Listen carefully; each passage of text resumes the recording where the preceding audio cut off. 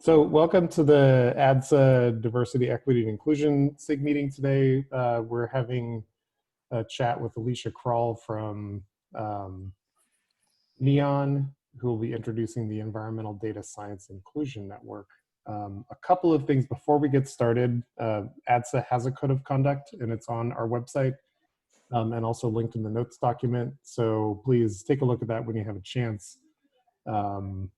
And know that that applies to this session. And then, as I mentioned, we're recording. So if you don't want your face to be recorded, go ahead and turn your camera off now.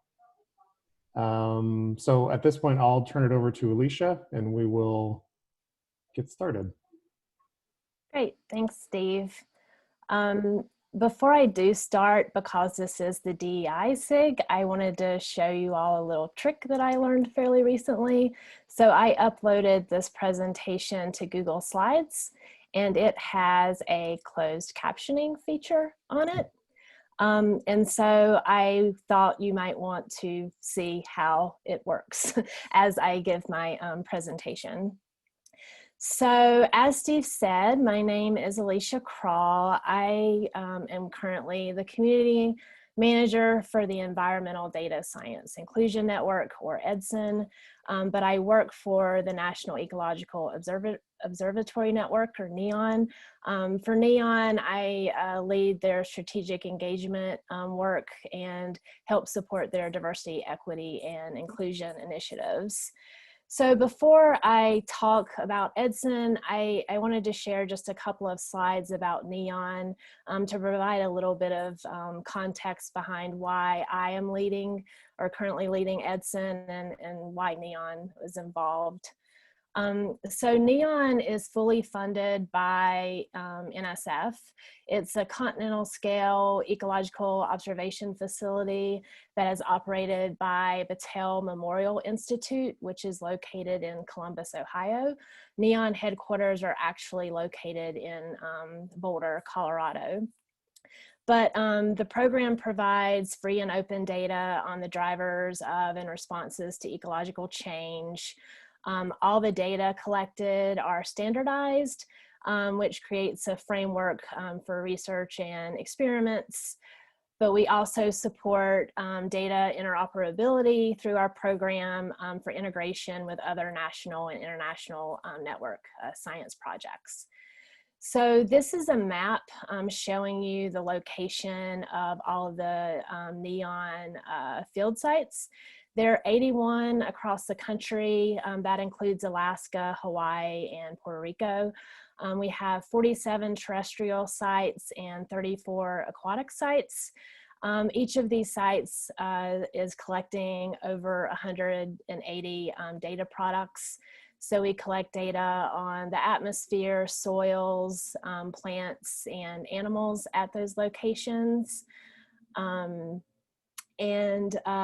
The observatory went into full operations in 2019, but a lot of these sites have been collecting data for 4 or 5 years prior to that.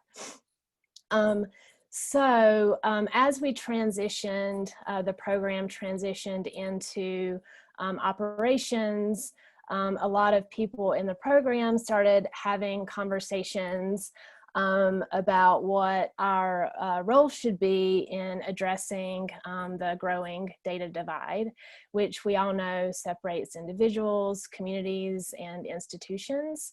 So we started kind of asking some questions. Who has the skills to make sense of the data? Who has the power to make decisions and drive policies using the data?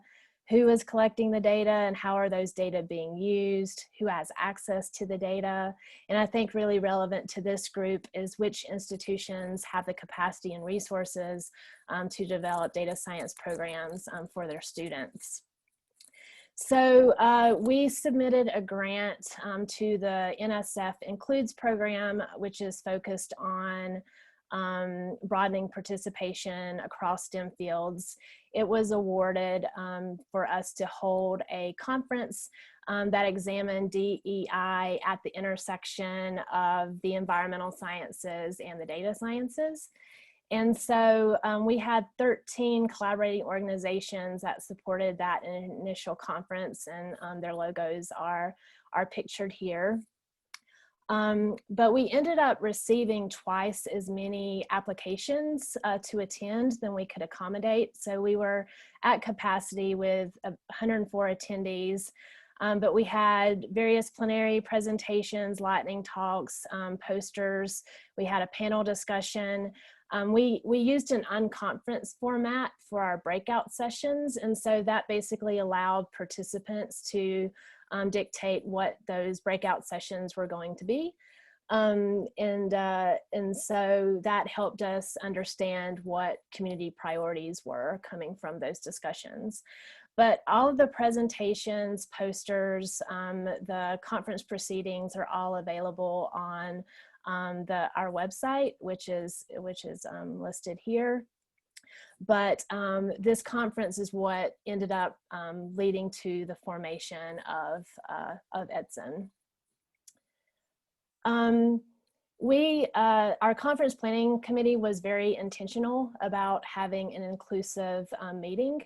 And so after the conference was over, we worked with some of our collaborators at 500 Women Scientists to put a publication out that featured the EDSIN conference called Scientific Meetings for All was the name of the publication, but it's open access.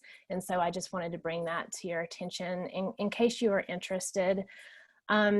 But I really think the success of the conference can be attributed to everyone that was there, but also the power of the presentations that were given that kind of set the stage for the discussions that were happening then during the conference, but also that are happening now. So I just wanted to take a little bit of time to talk about some of them, because I think it helps kind of demonstrate who we are as a network and what we care about. So if you're ever like kind of feeling challenged in your work right now, I highly recommend watching some of these, because they really do provide a good dose of inspiration. And again, you can access them from our website. But our opening keynote presentation was given by Carolyn Finney. I'm not sure if you know her, but she's the author of Black Faces, White Spaces, Reimagining the Relationship of African Americans to the Great Outdoors. But she is an amazing storyteller. So a quote from her, "The story is everything. It's actually what brings life to the data. So I have to ask the question, what stories are we telling?" And then Marco Hatch also gave one of our plenary presentations, but he's faculty at Western Washington University and a member of the Samish Indian Nation. But he spoke to co-developing partnerships, the importance of boundary spanners in building community relationships, and considering the different currencies that are important to different communities in which we are engaging. So a quote from him, "Determine in the beginning what is needed for all participants to be valued and honored." And then we had Drew Hasley gave a really powerful presentation on individuals, or the barriers that individuals with disabilities face, and how some specific actions that we can all take to improve accessibility in our programs. He's been blind since birth, and so Drew spoke a lot about some of the challenges that he faced as a student going through the programs that he went through. He has a PhD in genetics from the University of Wisconsin-Madison, but he talked a lot about as he went through various programs that instructors kept having discussions with them about needing to make specific accommodations. And I kind of pulled a quote from some of the conversation that happened around that. So the fixes for this are simple to remember, especially in the case of disability, but I think this is true across the board. A lower expectation is not an accommodation, it's discrimination. And then finally, we had 17, I think, lightning talks, but they also, I thought, brought a lot of powerful messages. So this is a quote from Jennifer Balch, who's the director of Earth Lab at the University of Colorado Boulder. But she emphasized the role of open science and our need to address the digital divide. But a quote from her, I would argue that being able to access data and use data is a basic human right, that every kid needs to learn a second language, and that second language needs to be a programming language. The next great exchanges of ideas are going to be happening in code. But again, I think it really focuses and highlights on, I think, why the SIG exists and why some of the conversations that are happening with EDSIN are also really important. So from the unconference format that I mentioned before, we basically pulled information coming from notes from all of those conversations and identified 9 priority areas for the network to kind of address and think about. So the first of those was accessibility. So making sure data science programs and tools are accessible to everyone. We spoke a lot about the universal design surrounding accessibility and the use of universal design. Allyship, so the need to have trainings and tools for allies to act with and for their colleagues to ensure a safe space for everyone. Collaboration, so working with, not for, our communities. Cultural change, so having leaders in power needing to internally practice and promote best practices for cultural change within their organizations. Data ethics need to be continuously promoted in all aspects of data collection, distribution, analyses, and dissemination. Professional development needs to be provided to instructors and leaders of relevant programs on inclusive pedagogy and best practices. Recruitment intention, so more needs to be done to recruit and retain minority students entering these fields. And then making sure that different communities see the relevance to these fields to them. And then finally, education and training. I kind of highlighted it here because I think it kind of shows a little bit of where some of our focus has been right now as a network. But developing culturally and socially relevant data skills training curricula for students at all education levels. So we, through the conference, we had co-sponsorship from Google and NCAR. And through that, we were able to use some of the funds that were initially dedicated to our conference space and also some of our networking events. We had additional funding remaining after the conference and have been using that to kind of support some additional work. So we supported a fellows program in partnership with QUBES. And QUBES is an online platform for faculty. It's specifically focused on quantitative biology education, but they have a lot of resources available for anyone. This ended up, some of the conversations that came out of this fellows program resulted in kind of a spin-off initiative from EDSIN, the Biological, Universal, and Inclusive Learning in Data Science, or BUILDS. And this group is really focused on inclusive undergraduate education and data science, but they've kind of broadened their focus to not just be the environmental sciences, but the biological sciences.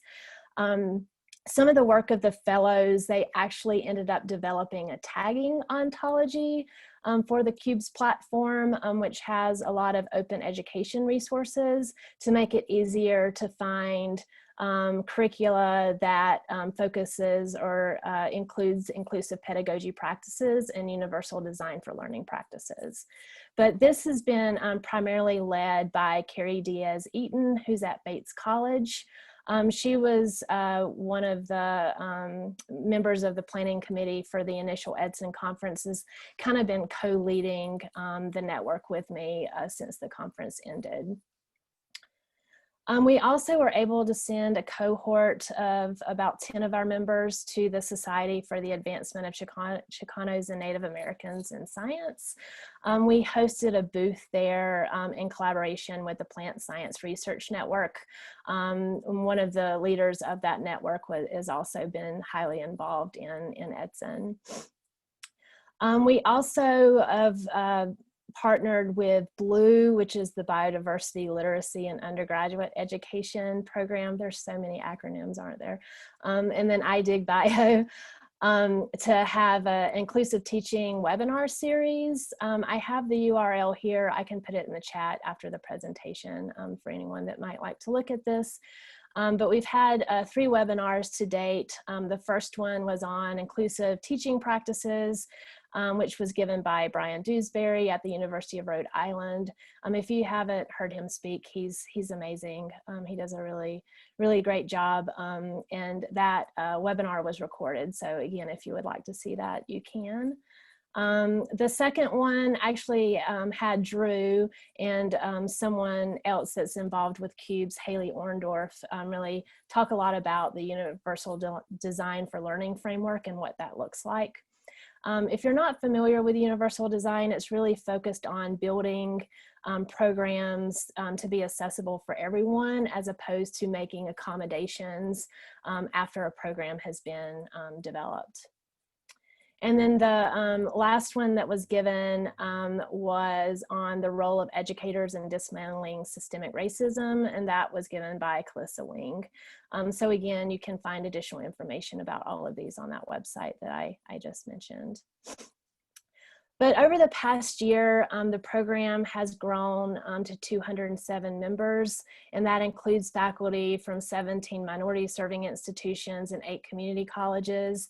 And we currently have 17 partner organizations. So more recently, ADSA has been engaged as one of our partners, but also the Environmental Data Initiative, which is kind of part of the LTR network. Access Computing, which is an organization or program out of the University of Washington that's focused on increasing accessibility to computer science careers for individuals with disabilities. And then the Native Biodata Consortium, which is a consortium led by Indigenous researchers that are doing a lot of work around the issue of data sovereignty. So I kind of wanted to wrap up with talking a little bit about ways that you can engage. As I mentioned before, we do have a website. Most of the information available there you can access whether or not you're a member or not a member of our group. But if you want to be able to contribute resources or get announcements sent to your email or whatever from the group, you'll need to sign into QUBES and join, and then you'll be able to get some of those emails or notifications sent to you. But the collections, I kind of pointed to it here. So if you're on the website, you can look at that little icon. That's where you can actually find the conference proceedings and all of the different presentations that I mentioned earlier. We also have a Slack group. So if you are interested in joining that, you can just send me an email. And again, I can put that in the chat window after the presentation. We also have been hosting monthly community calls, and I've been announcing that through the website announcements, but also through our Slack. Again, if you're interested in attending those. And then finally, we're looking at having an upcoming workshop. I put a question mark there because there's still some ongoing discussions as to what this might end up being. But the conference that we had last year really focused on conversations around diversity, equity, and inclusion, and didn't really focus on EDSIN as a network. So about managing and how it's going to be sustained over the long term. And so we had actually planned on, I actually see Sarah on the line, she was on our planning committee for this, but we had actually planned on having an EDSIN Leadership Summit at Spelman College at the end of March that had to be canceled due to COVID. So we're looking at transitioning that event into something that's going to be virtual. And again, we're not exactly sure what that's going to look like, but it's something we're having discussions with. But we want to make sure that we can allow participation from as many people as possible. And so we're just thinking again about how we want to structure that, but it's going to be upcoming fairly soon.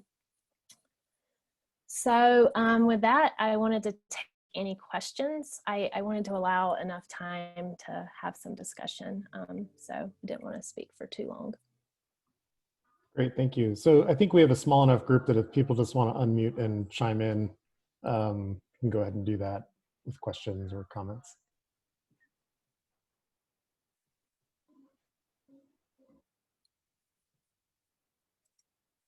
So I have a question, Alycia.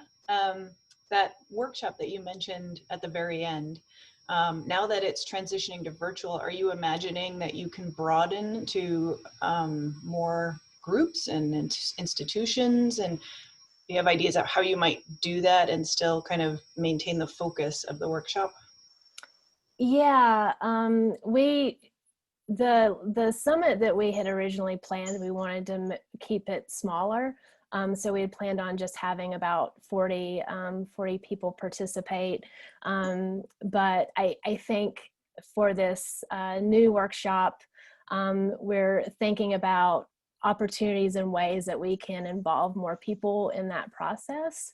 But there's still just some ongoing conversation is the best way to lead those conversations so that we end them with a path forward, thinking not just about EDSIN, but how we are working effectively with all of our different partner organizations. And so it's still fairly up in the air. I'm sorry, I don't have more of a concrete answer there. But I'm very happy if anyone is on the call that would be interested in having kind of a leading role in some of those discussions. I would love to chat with you.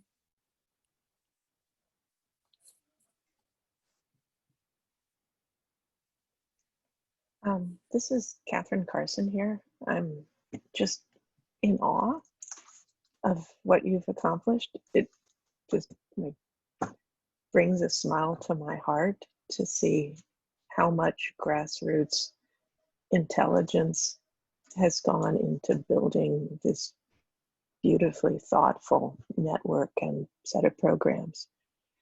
And I'm wondering if, as you reflect on that journey, if there are things that you found were particularly like key decisions that you made that led to the positive outcomes of building this great community and set of programs that you have. I'm not quite sure how to ask this question because it's more sort of a question of like, how did something so beautiful and flourishing come together without one person directing it or obvious pathways to go? Yeah, thank you so much. That's really wonderful to hear. A lot of us that were involved from the beginning ask ourselves the same question.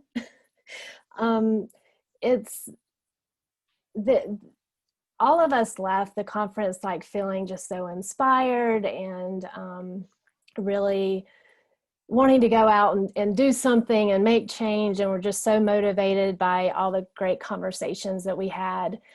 I do think that those conversations, to have those conversations, you have to create a space to make everyone comfortable.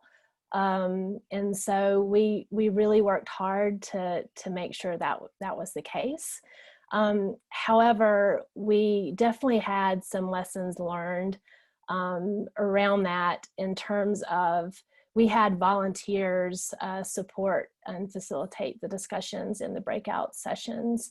And we later found out that because some of these discussions are so challenging and can be, really emotional, that moving forward, doing something like this, we should look into bringing in professional facilitators, not just for making sure everyone felt heard during the discussions, and issues of power and privilege were checked in those discussions, but also for the facilitators themselves to not feel uncomfortable being in that position to lead those discussions when they are not feeling fully comfortable. I really do think the presenters that were there, we took a lot of care in identifying folks that could bring a lot of different perspectives to these conversations, and I do think that they really gave some powerful presentations that really helped support some of those discussions as well. But I wish I could say exactly how this happened. I'm not really sure. I wish I knew. I don't know, Sarah, if you want to say from a perspective of someone that attended, what your thoughts were on that. Not to put you on the spot. Don't feel like you have to. Yeah, well, I would reflect that this is one of the best, if not the best, meeting I've ever attended. And I think that came from that all the people who were involved in organizing it, which didn't include me. I participated and then was so inspired. I reached out to Alycia about being involved in next steps in organizing. But we're so conscientious about every single aspect of the program and the way that the breakout sessions were run, and also just making a space, I think, as she noted, of in the conference itself, people felt comfortable to speak up and push back, and that was really unique to me in being a conference where, and they really worked hard to have a diverse representation of researchers and educators working in this space be part of the conference, more so again than any other conference I've ever been to. And so I think, I don't know, I'm sure, Alycia, you very deliberately said, I can't off the top of my head think of what were the specific things you did, which would be, hopefully that's noted down somewhere, like those key things. But, and I think the last thing I would say, I think Alycia as a leader, I think you were very humble in a way that people who run conferences sometimes aren't. And when things didn't go, or when there was pushback or conflicts came up, which they did, you didn't shirk from them. You brought them up to the full community, addressed them, and even on the fly, there were new sessions created to foster those discussions. And so keeping that kind of flexibility, and also just being open to making mistakes and owning those, I don't even know mistakes, owning those challenges and explaining to the community where you were coming from and how the decisions were made. I just thought was so brave, and that was just pervasive across the committee that organized this meeting. Thanks, Sarah. Y'all are gonna make me cry. It's so nice. I should say too, as a white woman leading this event, and some of the discussions that were happening, it was really difficult. It was really difficult for me, but I learned so much through that process, and I remember Carrie. We're really great friends, but Carrie, after the conference, handed me the book White Fragility, and was like, you should read this. Based on, I think, some discussions, and Sarah, I know you were there with some of our discussions after at the end of the day, we were having some discussions about some of the challenges with leading some of these conversations. So, but thank you so much. It's really great to hear that it was such a great experience for everyone that was able to attend.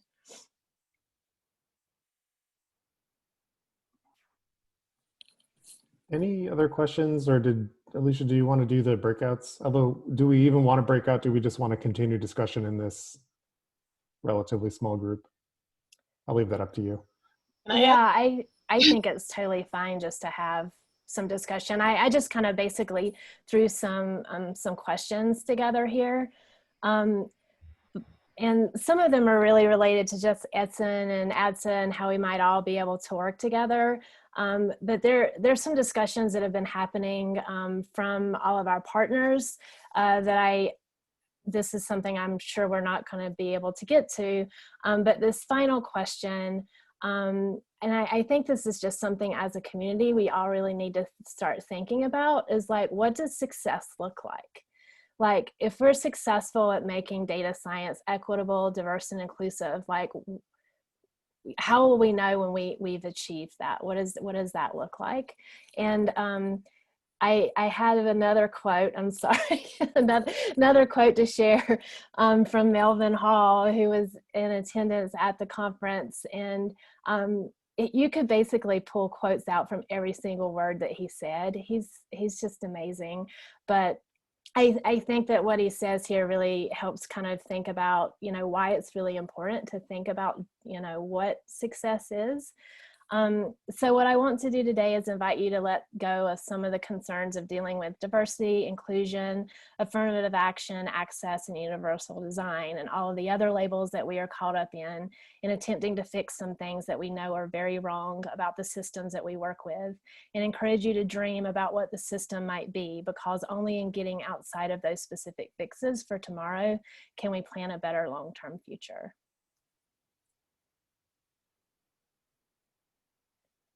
And then I have some other not as difficult questions to answer here on this slide. I love that quote, Alycia. It's beautiful. I actually wanted to just ask, because echoing what Sarah and Catherine said, what you've put together here is just this amazing network of people who are so influential and represent so many diverse voices and perspectives. Have you thought about how or if you might broaden outside of environmental sciences or even biological sciences? It seems like this network is just so powerful that it seems a shame to only draw in folks that are kind of identify with that field. Yeah, I would say the network currently, many of the members are not necessarily specifically focused on the environmental sciences. As Sarah was mentioning, with folks that were in attendance, I think some participants were really focused on environmental science, others were really focused on data science, and others were really focused on diversity, equity, and inclusion, whereas they were interested in how all of these, intersect. I've heard from members that having a group like ours that's specifically focused on the environmental sciences is something they're not finding in other places. And so, I think people come to the group in different ways, but I think it's a good discussion, and I think that's what we're hoping to try to achieve in that next meeting or workshop or again, whatever that ends up being, is because, thinking about, are we just a network that can bring people together to have these conversations? Or are we wanting to actually go out there and be leading initiatives and developing products and things like that? But I guess what I'm trying to say is, even though environmental is in our name, a lot of people that have come to the network aren't necessarily coming from the environmental sciences. So. Could I throw out some thoughts from sort of an ADSA perspective about what seems so powerful about how EDSIN's done its work? I mean, and you all can tell me if I'm misunderstanding. It seems like by bringing together people around a topic area that both has a history of citizen science engagement with the public and some connection to justice conversations. That is, some people who work in environment will think in terms of justice, just environmental justice or other forms of justice. It's created almost the perfect petri dish for doing data science and equity and inclusion and diversity through the people and the themes it can mobilize. Like, it would be so much harder for us working in data science to just do it abstractly compared to what you've been able to do concretely around with environment sort of as the pin that everyone recognizes. But a lot of what I hear you saying makes me wonder, could we generalize it in data science to another area and then another? So that there's sort of a theory of change in here, which is that, like, you start with the people who already get it and you develop some tools, and then you take it to the next group of people for whom it's a little harder. But once you've shown what you can do with environment, then you say, okay, so for those of you who are working in social networks. And so that might be a way in which EDSIN could get the capacity to focus on what does bring you together now, but have a growth path if you choose to broadening. It's almost like one wouldn't want to break something that's so beautiful as what you've got because of the kinds of people you draw in and the kinds of conversations they're ready to have. It seems like there's some real value in keeping that, readiness to talk about things that center on different communities' access to their data. But then create like a next one that would be like a pair to you in another area. I'm just making this up, so please tell me what I'm misunderstanding. No, I think that that's definitely something that we could consider. I know that a challenge that we've been talking about and facing is like you said, it's really hard to build these communities, and then you don't want to interfere with that community by growing it too rapidly, or bringing in new members that may be coming to it from a different perspective. Not that that's bad, but there's definitely been some conversations as how big do we want this to be, or what are opportunities for expansion, and this model that you're talking about, Catherine, in terms of thinking about how we could maybe take this and it could be applied into other fields. That could be really valuable. I think it's there again, that challenge that I think so many of us have reflected on. How did we do this? And it's really hard to just like hand over a list of this is how to make this happen. So yeah, I think it's an interesting discussion. And again, I do think that this is what we're hoping will come out of those discussions when and where we have them, moving forward.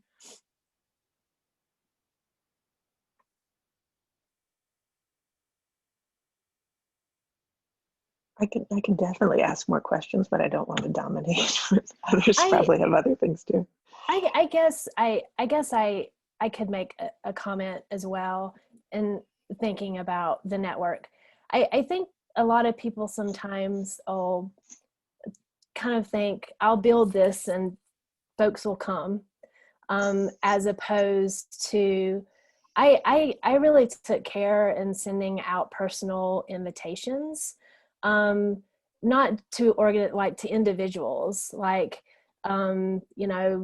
you can recognize people in the field that are doing work in space that you really see that they have a lot to contribute to these conversations. And so it was very time consuming, and I know that's something a lot of us don't have. but I think that it meant a lot for people to have that personal communication and in some cases phone calls to kind of talk about different things and what we're hoping to accomplish.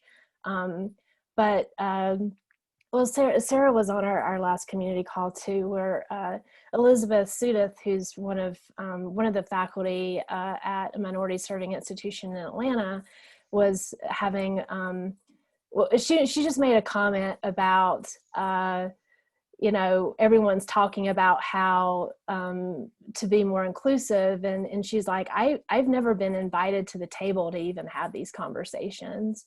And so she was just saying how nice it was to actually be invited to be part of the discussion, as opposed to, okay, here's this group that's having these discussions, and then after they do that, they're going to reach out and bring in, you know, whoever they think can participate in the conversation that they've defined what it should be. I don't know if that makes sense. Mm-hmm.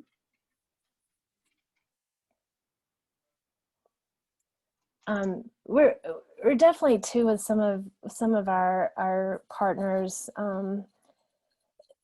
I think there's a little bit of a pattern within academia to, you know, develop proposals, develop ideas or whatever, and then you get to your broadening participation section thinking about the NSF specifically, and that's when you think about, oh, well, who would be interested in these proposal ideas, as opposed to having them involved in the development of the proposal from the beginning. And even having conversations before you even put in a proposal, so that you can work together to develop your ideas, that you can then, you know, look for various opportunities to find funding to support the work that you've started together, which again, I think is really important. Hi, I'm Sarah. I'm with the Arch Data Center at NCs, and really fascinating presentation is first my exposure to EDSIN, and kind of looking at that last question of what would inclusion and equity look like. So I'm trying to develop educational materials using the data from our repository, and I saw online you have educational resources, and something that's been on my mind is that narrative, the backstory, because as you mentioned earlier, data is a story, and one way I've been thinking about it is, who are the data collectors? You know, how can I highlight people from all backgrounds? And I'm not sure, you know, I kind of wanted to hear some perspectives on whether that is a good first step in being inclusive, or is there other ways that I can, you know, make my materials more approachable and friendly for kids that are, you know, maybe not from a white background, who might be exposed to those, to the data side of things. So just wanted to throw that out there and see how other people have addressed, like, what would it look like, or how could we start to create that shape around what is open and fair and all those good things. So welcome to anyone. I can comment on that, but I don't want to speak too much. I want other people to speak if they would like to.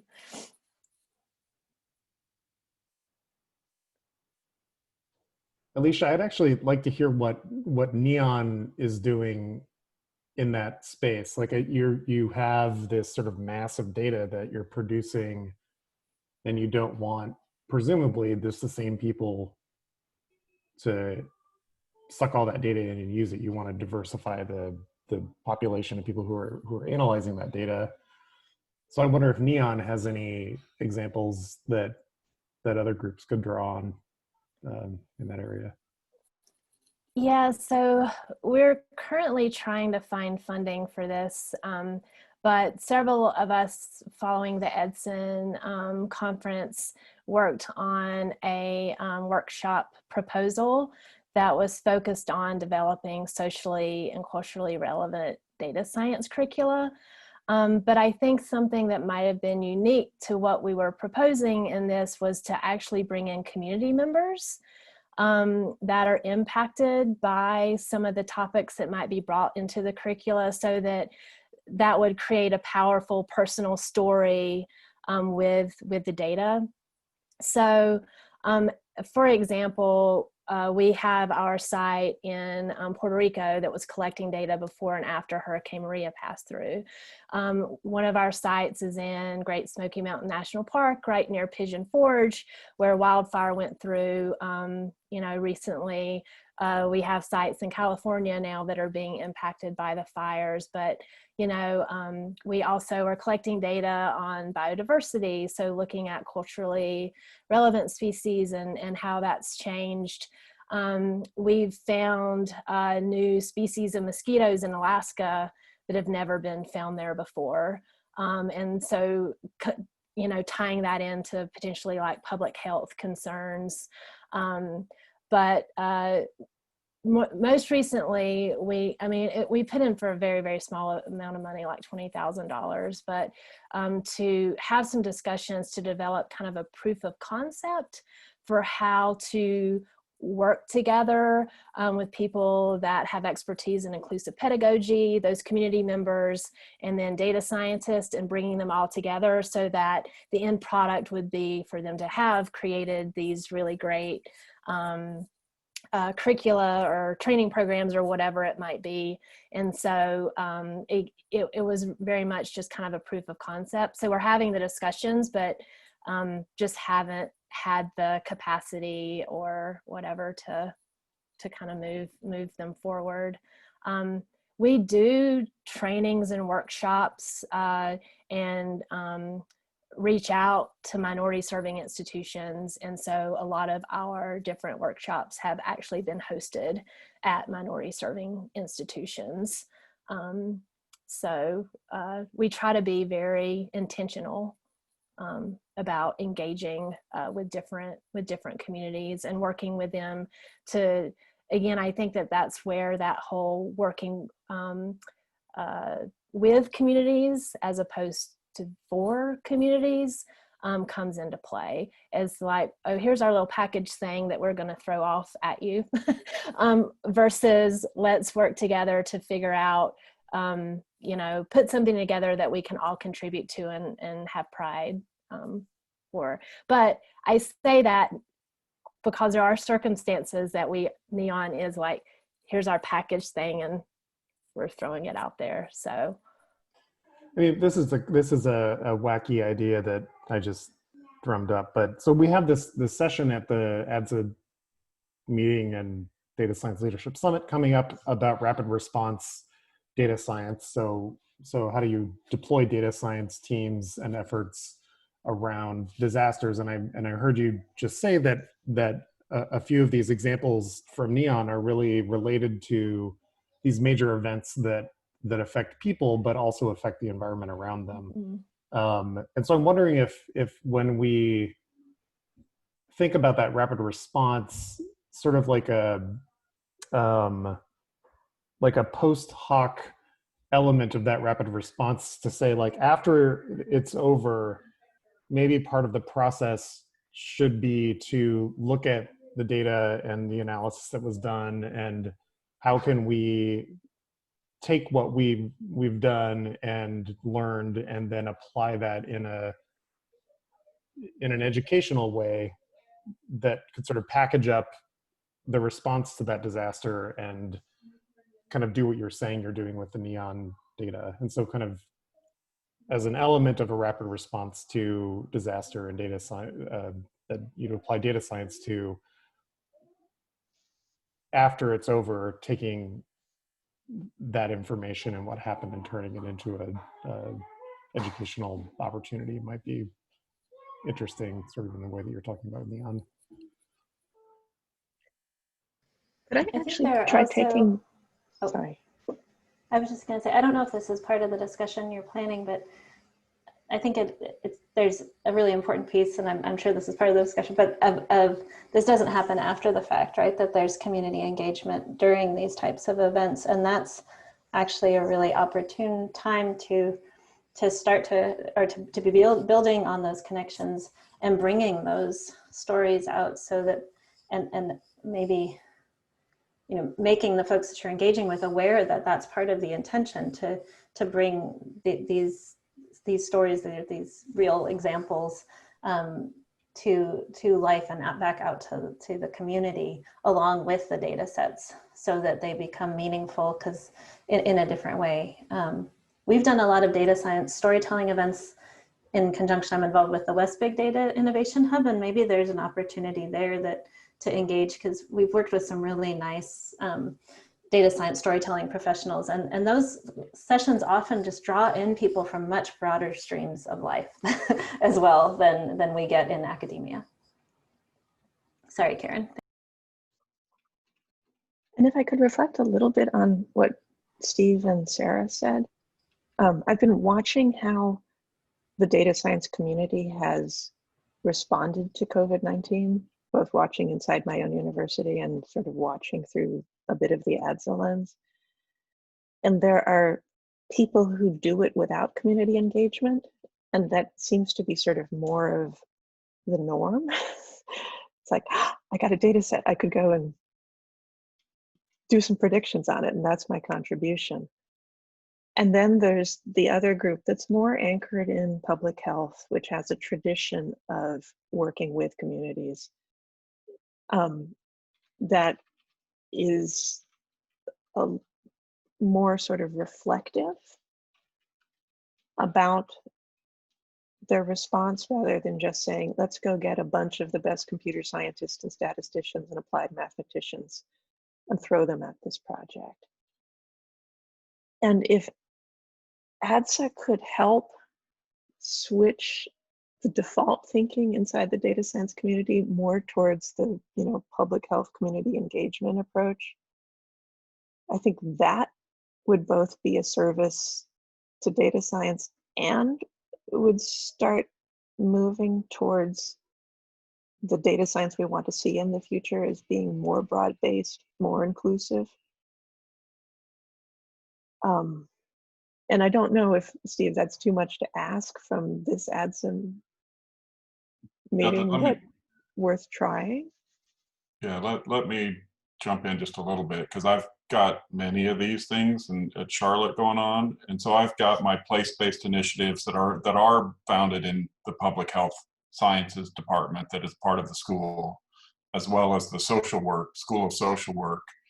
So we've got those that are going on, and then I've got my curriculum development that has got, you know, the sociologist and the philosopher that's teaching critical studies, as well as computer science, that are co-developing my curriculum together. So it's all happening in one course, which is a little crazy.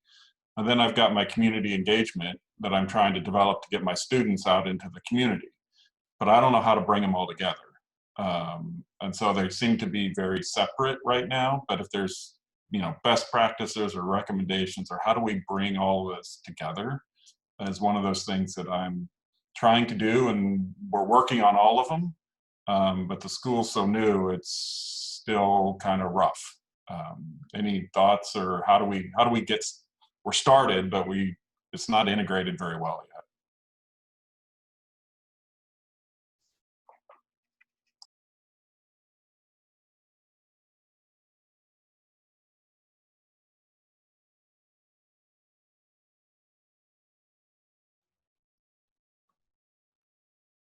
I think I have the solution.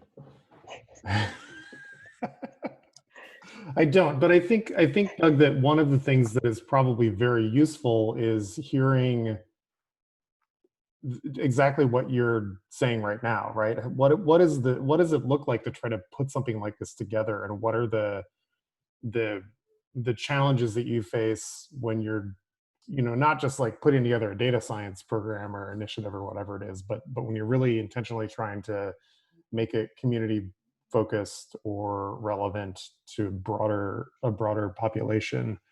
Yeah. And I think I would be interested in ADSA collecting those stories and helping share them so that people could kind of get a sense for what they're in for when they try to do this. Yeah, I mean, I'll just give you I know we're ending the hour, but just like the place-based initiatives, right? So very small communities within the city. I've got Greer Heights, I've got Freedom Communities, and I've got Crossroads, and I've got University City. 4 different places, all within the same city. they're all collecting their own data, but we're trying to integrate it. But I've also got our public school system data that needs to be integrated into it. So how do you blend and bring the community members to say, here's what I want to solve, not what the researcher wants to solve because that's applied to their publications, but what is going to actually impact the community, and what are the metrics or the data and the materials that we can bring. But as a university, we're trying to do it for the entire community, but you've got the place-based initiatives that are worried about, 16 square blocks. And there's 5 churches and 30 different community providers in that 16 square block providing services. So how do you blend all that together to actually help them, and actually have them help them, have them help us to do this together, is one of those things, because it's interesting. The faculty for each that are leading each place-based initiative don't get along with each other. So they all think they're all doing it wrong. So I'm sitting here trying to coordinate them and they won't even talk to each other. So anyway, just my personal struggles that's coming out. University politics is not new. Sorry, Doug. Yeah. But it sounds like the work that you're doing is already huge. I mean, I think the initiatives and the programs that you've just described is already more than a lot of universities are tackling in terms of engaging the community. So I want to applaud you and UNC Charlotte for that. And I agree with Steve, the more that we can elevate stories like this and suggest opportunities for other universities to follow your lead, that would already be a great path forward. And then maybe out of that comes ideas for integration across those programs. I would so love it if that were possible, because if I could get Doug's story and Alicia's story and get the intention of the people who run data science at Berkeley in computer science and statistics, that this is actually important. It's not all about computer science and statistics. Well, I do have my computer science and statisticians as well. And you're right, getting them engaged is not necessarily the easiest thing, but we're working on it.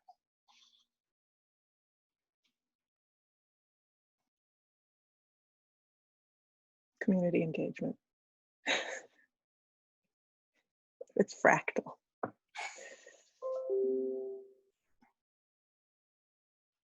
By several members of the Indigenous community that were talking about data science, and that they were reflecting on someone coming to them and saying their community was underserved, and who was defining, they're like, we don't feel that we're underserved. and who was even making those definitions and defining what that means. And I think hearing those types of conversations and just increasing awareness of who's involved in every single part of how the data are being collected, why they're being collected, how they're being analyzed, who has access to it. It's all really, yeah, it's a lot. I was excited when Steve said he knew the answer to this question. Anyway. I mean, I do think that it is part of the answer, right? And I think that this is the case for a lot of the things that we worry about in building data science or building out, educational tools and whatnot. And I've seen this in other communities I've been involved with. A lot of time we spend when we're trying to build something, we're trying to figure out who's done it right and how did they get to where they've gotten to. And I think there's sort of a built-in assumption that there is a right way to do things and that you can just pattern yourself after University of Michigan or whatever it is. But I think that that's not always the case. And so hearing as many stories as possible, at least for me in the past, has been a real relief, because it makes me realize that I can stand something up on my own. And even though there are problems and challenges, these are the things that other people are facing also. And so we're all in this together.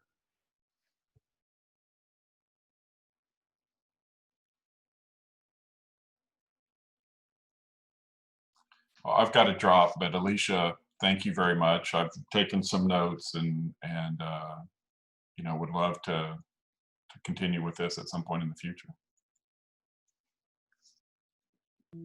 Bye, Doug. Thanks. Were you going to be sharing the slides? Because I was hoping Yeah, to. I'm happy to, because I did upload it to Google Slides. I'm wondering, with the closed captioning, how good did it do? Were y'all paying attention to it? It was does pretty well. That was really cool. It is a hard thing with Sometimes- names. One of our EDSIN colleagues works at the Rochester Institute of Technology, so a lot of her students are deaf, and she sometimes refers to them as craptions. Yeah, but in some cases, you know, it can be expensive to get live closed captioning. So I like to just kind of play around with some of those tools to see what works. And I think depending too, seriously, on your accent stuff, some do better than others. So, and then there's, I think, training types of things that will pick up your accent better if you work with it and correct it when it says things wrong. So. Well, do we have any more questions for Alycia or anyone else who's here? If not, we can close things down and thank Alycia and start thinking more about how we can work together in the future. Sounds like we might be done for the day. Well, thank you very much for coming and chatting with us. This is really great. Yeah, for sure. Thanks for having me. And again, I'll put my email address and everything in the notes, and any of the links that I provided. If they're not already in there, I'll be sure to add them. So, and I'll put a link to the presentation, the slides. Awesome. Excellent. Thank you. Thank you so much. Alycia. Thank you. Yeah, bye. Thanks.